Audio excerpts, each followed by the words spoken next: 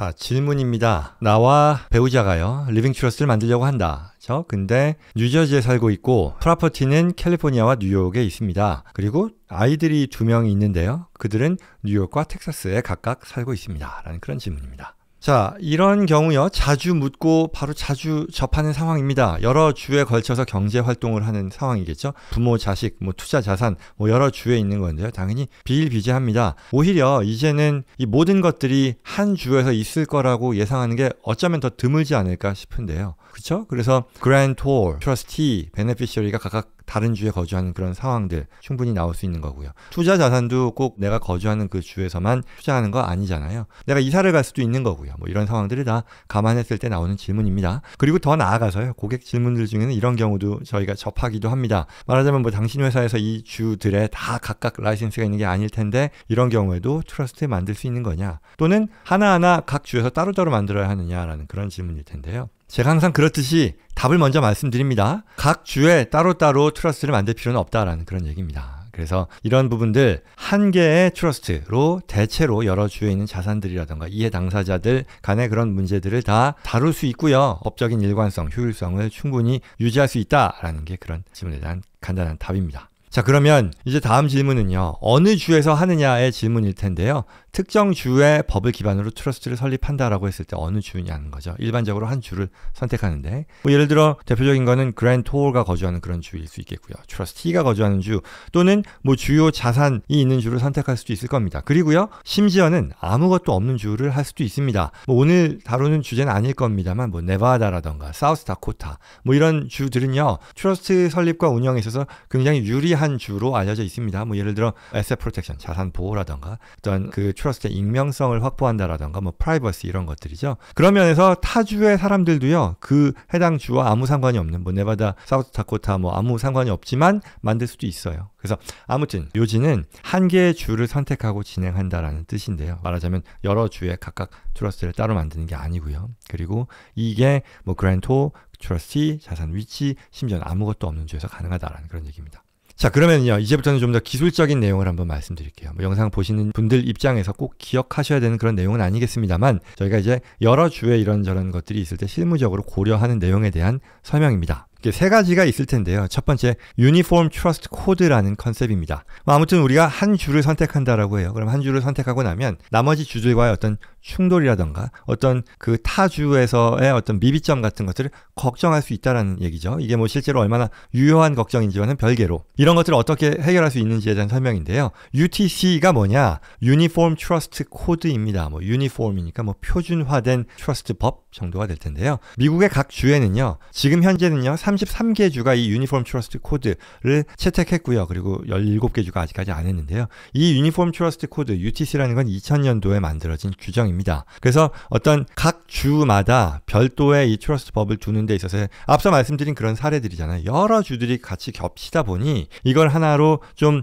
유니폼, 표준화 시키자라는 그런 규정인데요. 2000년도에 만들어진 뒤에 지금까지 채택하는 그런 주들이 많이 늘어나고 있어요. 그래서 지금까지 33개 주인데요. 앞으로도 계속 늘어날 겁니다. 그렇게 되면 트러스트 법에 관한 한 아마도 주별 차이가 대체로 없어지게 될 거다라는 그런 내용이겠죠. 아무튼 그래서 UTC를 채택한다는 게 무슨 뜻이냐? 예를 들어 UTC를 채택한 주라고 하면요, 어떤 A 주가 이걸 채택했다라고 하면요, 그 주의 법을 기반으로 설정된 트러스트는요, UTC의 하나의 어떤 표준화된 법적인 그 틀, 프레임워크를 따르게 됩니다. 그래서 이제 다른 UTC를 채택한 주에서도요, 대체로 동일한 이런 그 프레임워크를 활용하기 때문에 법적인 효력을 인정받을 가능성이 굉장히 높아진다는 얘기죠. 비슷한 어떤 구조의 법을 사용하기 때문에라는 거죠. 결국 이 말이 어떤 UTC 채택한 다른 주에서 모든 상황에서 퍼펙트하게 완전히 문제 없다라는 것을 의미하는 건 아니겠으나, 그럼에도 불구하고 인정받을 가능성이 현저히 높다. 물론 추가적인 법적인 검토는 필요할 수는 있겠죠. 그럼에도 그런 배경이다라는 얘기입니다. 걱정의 대상이 굉장히 줄어든다라는 얘기죠. 그래서 실무적으로는요, 여러 주에 우리가 트러스트의 대상이 될 경우에 그 주들이 UTC에 해당되는 주들인지 되도록 따져보고요, UTC 주 중에 한 곳을 선택하는 것을 권장하기도 합니다. UTC가 아닌 주가 해당이 될 경우, 뭐 그 주에 자산이 있다거나 아니면 뭐 그랜토어, 뭐 트러스티, 뭐 베네피셔리 뭐 등이 거주하고 있을 때 이 문제를 어떻게 해결될 수 있느냐, 어떤 것들을 고려해야 되느냐라는 그런 상황도 있을 수 있겠죠. 그러면 그 주들에 대해서는 트러스트를 따로 만드느냐, 뭐 역시 그렇지는 않다라는 거고요. 그런 경우를 어떻게 대비할 수 있느냐라는 건데요. 두 번째로요, 트러스트 본문에요, Change of Governing Law라는 그런 조항을 넣었습니다. 이게 무슨 얘기냐면요, 트러스트 문서가 쭈루루룩 있단 말이죠. 거기에 이제 이 jurisdiction, 그러니까 다른 주로 그러한 관할권, 주된 어떤 해석의 기준이 되는 주법을 변경할 수 있다라는 그런 조항을 넣는다라는 뜻이죠. 결국 그렇게 함으로써 트러스트의 해석에 있어서의 유연성을 확보할 수 있다는 얘기죠. 뭐 예를 들어서요, 뭐 자산이 있는 주 또는 뭐 베네피셔리가 거주하는 주의 법이 더 유리하거나 또는 그러한 법에 따른 해석이 필요할 경우 그 조항을 통해, 이 Change of Governing Law라는 것을 통해 그 주의 법을 적용받을 수 있도록 하나의 근거 조항을 만들어 놓는다는 거죠. 그러면 결국은 트러스트가 어떤 변화하는 상황에 따라서요, 뭐 이런 것도 있잖아요. 지금 트러스트를 만들었을 때 내가 고려했던 그 주가 여러 가지 주들이 있는데 또 다른 새로운 주에 투자를 할 수도 있겠고요. 아이들이 또는 베네피셔리들이 거기 이주할 수도 있고요. 그렇잖아요. 그렇다 보니 그럴 때마다 활용할 수 있는 그런 조항으로서 Change of Governing Law를 활용한다라는 그런 내용이고요. 그 다음에 이제 이와 비슷한 어떤 그 대상으로서 뭐가 있냐면요, 헌법에요, Full Faith and Credit Clause라고 하는 게 있습니다. 무슨 뜻이냐 하면 헌법 4조 1항에 규정된 내용인데, 이 주법이 미국에서는 여러 주들마다 따로따로 있는데 되도록이면 한 주에서 동일한 사안, 비슷한 사안에 대해서 유효하게 내려진 법적 결정이라던가 판결이 있다면 다른 주에서도 그 해석에 있어서 그 특정 주에서의 해석을 인정해주고 판결을 받아들인다라는 그런 원칙을 말하는 거예요. 그래서 예컨대 이 상황은 이거겠죠. 트러스트가 만들어졌는데, A 주에서 만들어졌는데 다른 주에서 법적인 어떤 챌린지를 받았을 경우에 그 주에서 원래 만들어진 주 법에 따른 트러스트의 효력을 인정받을 수 있도록 해주는 그런 헌법상의 기본 어떤 컨셉을 얘기한다라는 거죠. 이건 뭐 물론 트러스트 문서에 직접 포함할 필요는 없고요. 연방 헌법이 보장하는 그런 성격의 이 규정이기 때문에 이런 부분들이 필요할 때는 활용할 수 있다라는 그런 정도로 이해할 수 있겠습니다. 자, 그러면 이제 이게 실제로 어떻게 적용되는지 아까 그 홍길동 씨 사례에 대해서 적용해서 볼게요. 아까 뭐 좀 단순화를 시키면 캘리포니아에 주요 자산이 있었고요. 또 그랜토어가 뉴저지에 거주한다라는 거였어요. 그리고 베네피셔리 중에 한 명이 텍사스에 있는 그런 상황이었었잖아요. 그러면 대체로요, 꼭 그럴 필요는 없다라고 말씀드렸습니다만, 그랜토어가 뉴저지 거주하기 때문에 뉴저지법에 따라서 만들 수 있습니다. 타주에서 만들 수도 있지만, 그러면 이 경우에 뉴저지는요, 다행히도 뭐 다행이라고 해야 되나요? 뭐 UTC를 이미 선택한 주예요. 그래서 뉴저지법에 따라 트러스트가 작성이 되면 그러면 이제 UTC가 해당되는 그 다른 주들에 대해서는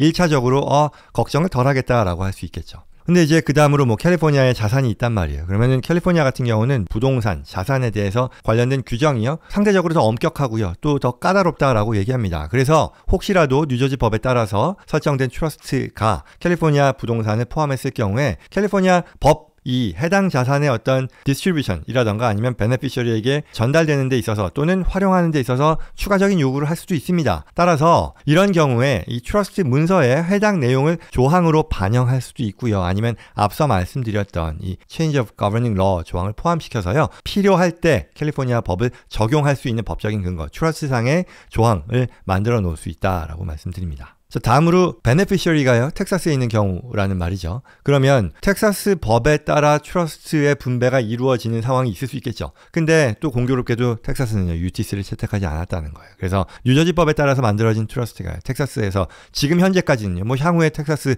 법이 이 UTC를 따라서 또 개정이 될 수는 있겠습니다만, 지금 현재 상황에서는 텍사스에서 완전히 동일한 방식으로 집행되지 않을 수도 있는데, 그런 경우를 감안해서 트러스트 문서에 텍사스 법이 안정적으로 적용될 수 있는 상황을 고려한 그런 추가의 조항을 포함하는 것도 방법이겠고요. 아니면 앞서 말씀드린 것처럼 이 Change of Governing Law라고 해서 필요시에 텍사스 법에 따라 특정 조건을 조정할 수 있도록 할 수 있다라는 얘기고요. 그 다음에 이제 항상 고려할 수 있는 것이 앞서 얘기했었던 헌법상의 그 규정인 이 Full Faith and Credit Clause는 언제든지 해당되는 그런 상황에서 활용될 수 있다라는 말씀 드립니다. 자, 그럼 이제 결론입니다. 트러스트를 만드는 데 있어서 여러 주에 이 트러스트가 해당이 되는 상황이겠죠. 종종 있는 경우입니다. 영상 보시는 분들 중에서도 해당이 되는 경우 아마 많을 거예요. 여러 주의 자산이 있거나 뭐 그랜토어, 트러스티, 베네피셔리가 각각 타주에 거주하는 경우, 또는 추가의 어떤 주가 해당이 될 수도 있는 그런 상황에서 각 주의 법률적인 차이로 인해 트러스트 설정할 때 이거 어떻게 하면 좋지? 라는 그런 고민인데, 각 주에 따로 트러스트를 만들 필요는 없다라는 그런 얘기입니다. 한 트러스트를 만들고 거기 거기서 여러 주의 어떤 그 자산을 관리한다거나 아니면 해당 이슈들을 해결할 수 있다라는 거죠. 그래서 특정 주의 법을 기반으로 트러스트를 설정한다라는 것이고요. 이러한 특정 주는 뭐 그랜토의 거주지, 트러스트의 거주주 또는 주요 자산이 있는 주, 심지어는 아무것도 없는 그런 주를 할 수도 있다라는 말씀을 드렸고요. 그리고 기반이 된 주, 이 트러스트가 설립된 기반이 되는 주가 만약 UTC를 채택한 주라면 앞서 말씀드린 대로 이 유니폼 트러스트 코드를 활용해서 여러 주에서 좀 안정적으로 활용될 수 있을 거다라고 기대할 수 있다는 거였었고요. 그리고 그렇지 않은 경우를 또 감안해서 트러스트 서류에 Change of Governing Law라는 것을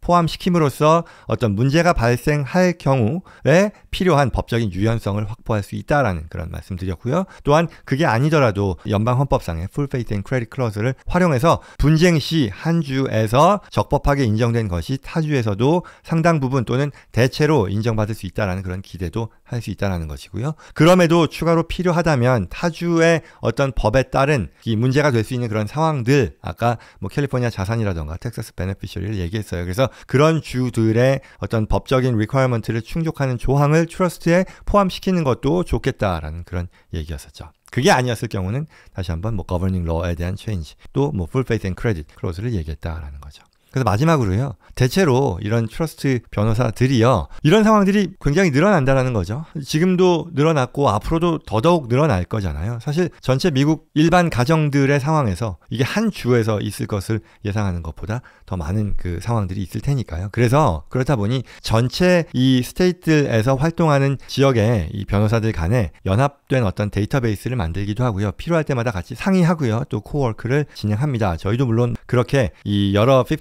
스테이트에서 활동하는 그런 데이터베이스에 가입해서 뭐 라이센스 피도 납부하면서 필요할 때 같이 활용하고 있기도 하고요. 그리고 또한 추가할 부분은 앞서 말씀드렸던 UTC의 채택률도 점점 더 늘어날 것이다 라는 그런 말씀 드리는 거예요.